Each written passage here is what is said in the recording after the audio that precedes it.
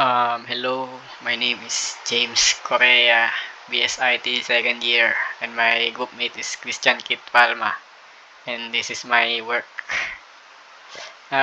This is my project. As you can see, I have four classes here. This is the main class, the animal, and the other extend class. And this this project is all about animals and their age and colors.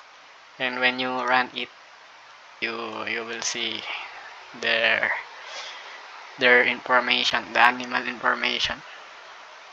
Uh, this is my code. I don't know if it's correct, not sure, but my OOP concept is polymorphism, which is poly means many and morph means form. So polymorphism means many forms. And there are two types of polymorphism in Java.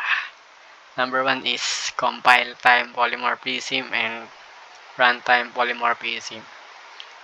We can perform polymorphism in Java by method overloading and method overriding. That's all.